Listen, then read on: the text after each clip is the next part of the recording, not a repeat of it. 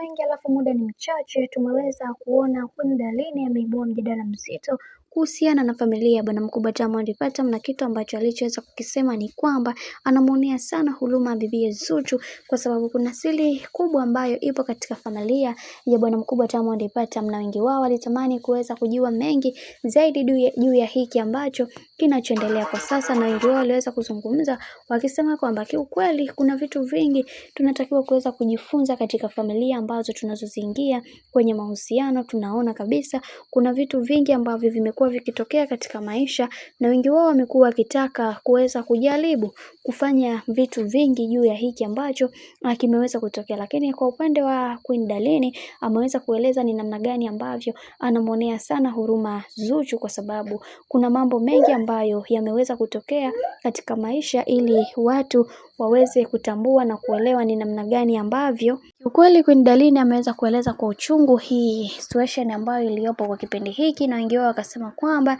huenda kuna kitu ambacho kipo, Queen Darleen anajua zaidi juu ya hiki ambacho kinachoendelea. Lakini tumeweza kuona wengi wao waliweza kumdhihaki Queen Darleen na kumwambia kwamba huyu mtu bwana ni mtu ambaye haipendi sana familia ya bwana mkubwa Diamond Platnumz, huwa anajitengenezea mazingira ya yeye kutaka kuweza kutrend. Lakini wengine wakasema kwamba hapana, huyu dada mara zote amekuwa ni mtu ambaye anasemaga tu ukweli, maana kuna mambo mengi ambayo yamekuwa yakitokea katika familia hii, na yeye ndio amekuwa mtu wa wazi kusema kila kitu, kama ilivyo kwa Mbosso matatizo ambayo aliweza kuyapata, na yeye ndio ambaye aliweza kufunguka ukweli juu ya kila kitu ambacho kinachoendelea. Na tumeweza kuona hata hivyo baadhi ya ndugu jamaa na marafiki waliweza kudondosha comment